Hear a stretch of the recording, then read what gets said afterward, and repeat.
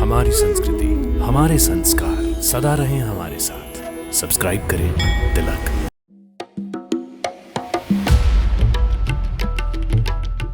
हरियाली के आगमन का पर्व है श्रावणी अमावस्या।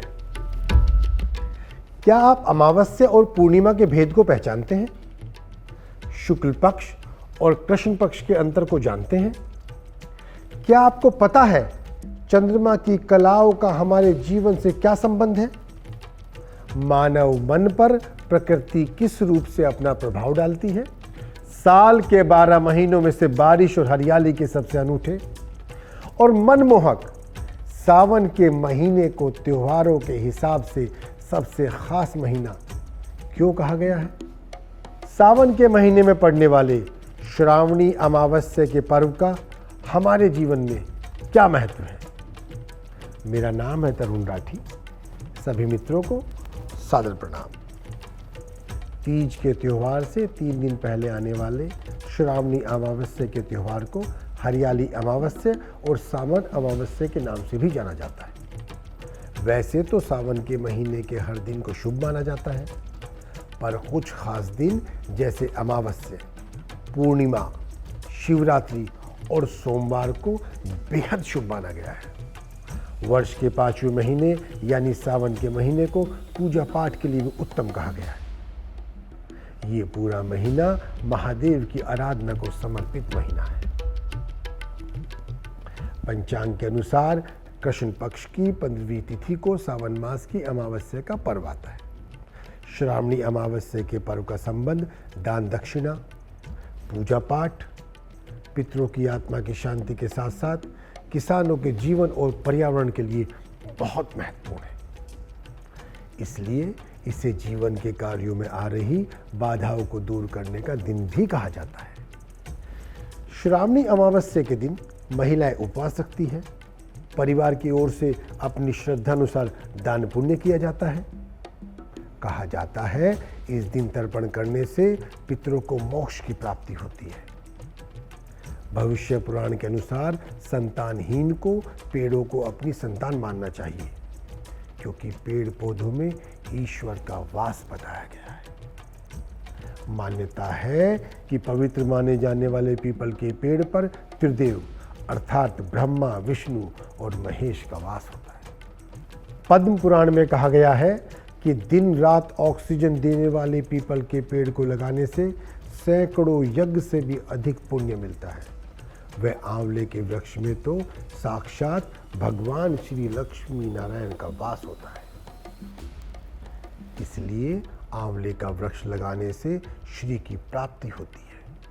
शिव जी की कृपा पाने व जीवन के दुख दूर करने के लिए बेलपत्र और अशोक के वृक्ष लगाने चाहिए। जीवन में सफलता के लिए अर्जुन, नारियल और बरगद के वृक्ष लगाने की मान्यता है। जीते जागते आयुर्वेदाचार्य के रूप में बीमारियों को ठीक करने वाले नीम के बारे में अब कोई अंधविश्वास नहीं बचा। हरसिंगार यानी कि पारिजात, रातरानी, मोगरा और गुलाब के पौधे को आनंद प्राप्ति का पौधा कहा गया है।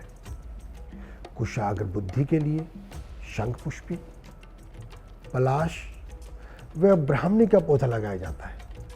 तुलसी के गुण तो आप सबको पता है।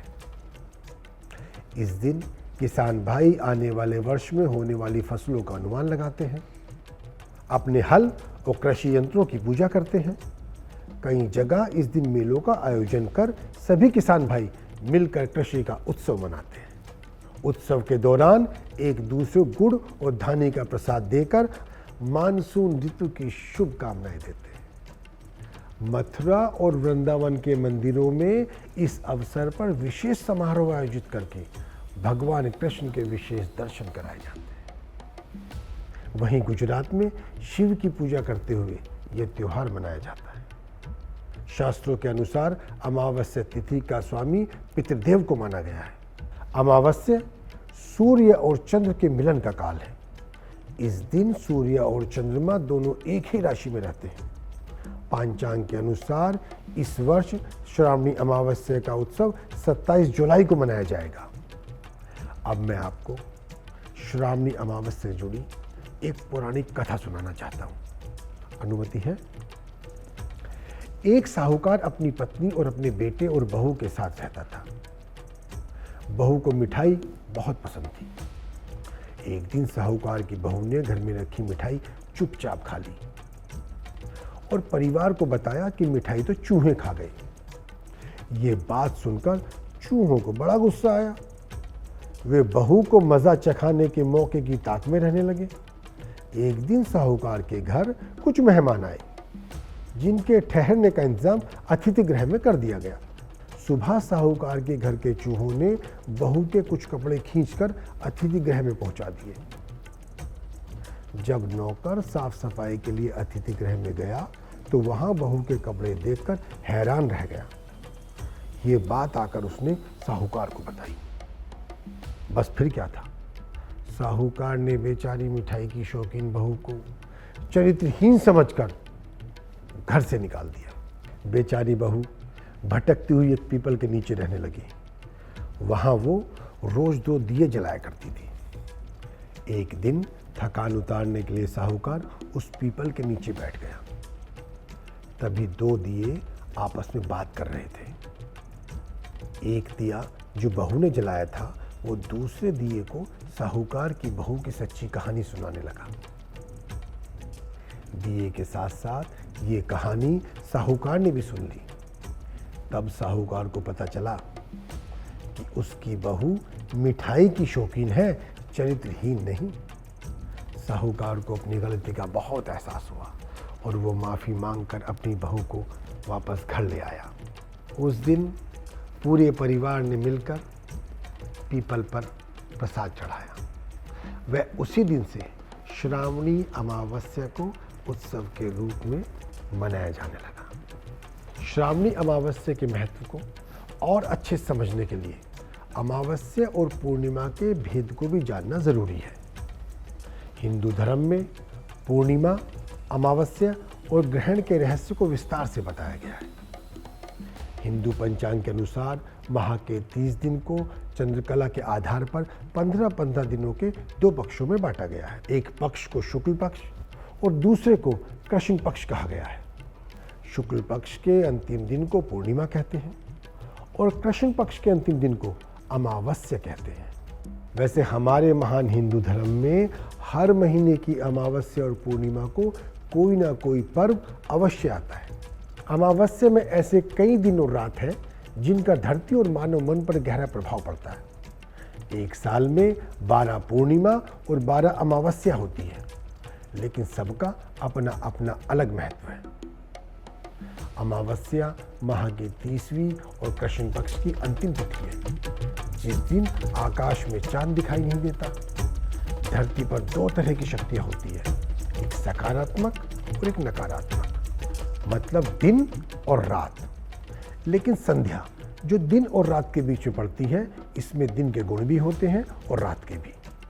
इन प्राकृतिक और दैवीय शक्तियों के कारण ही मनुष्यों में देव और दैत्य के गुण उभरते हैं। विज्ञान भी इस बात को स्वीकार करता है कि पूर्णिमा और अमावस्या के मौके पर चंद्रमा का सकारात्मक और नकारात्मक प्रभाव इंसानों के जीवन पर पड़ता है। जैसे पूर्णिमा का चांद समुद्र के जल को अपनी ओर आकर्षित करता है और इसी कारण समुद्र में ज्वार भाटा उठते हैं। वैज्ञानिक भी मानते हैं कि मानव, जिसके शरीर में 85% जल रहता है, पूर्णिमा के दिन इस जल की गति और गुण बदल जाते हैं। इसलिए मनुष्य पर चंद्रमा का प्रभाव काफ़ी तेज हो जाता है, जिसके कारण शरीर में न्यूरॉन सेल्स क्रियाशील हो जाते हैं, जो इंसान को ज़्यादा उत्तेजित और भावुक बनाते हैं। ऐसे ही अमावस्या के समय मनुष्य में दानवीय प्रवृत्ति का असर बढ़ जाता है। इसीलिए अमावस्या के समय में व्यक्ति को अपने मन और मस्तिष्क को धर्म की ओर मोड़ लेने की सलाह दी जाती है। धर्म ग्रंथों में चंद्रमा की 16वीं कला को अमा कहा गया है। इसमें चंद्रमा की 16 कलाओं की शक्ति शामिल होती है। शास्त्रों के अनुसार अमा अमावस्या का ही दूसरा नाम है। आशा है आपको श्रावणी अमावस्या के इस मौके पर कुछ अमावस, पूर्णिमा और चांद के रिश्ते की झलक भी जरूर मिली होगी। जीवन में कोई भी हिंदू पर्व निराधार और तर्कहीन नहीं है। हर त्योहार किसी न किसी परंपरा, धर्म या हमारी संस्कृति के किसी न किसी हर्ष और उल्लास पर प्रकाश डालता है।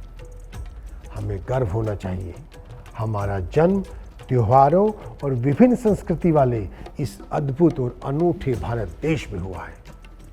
ऐसे ही एक नए त्योहार के नए रंग लेकर फिर मिलेंगे। एक बार मेरे साथ गर्व से कहो, हम हिंदू हैं। सनातन सभ्यता पर हमें गर्व है।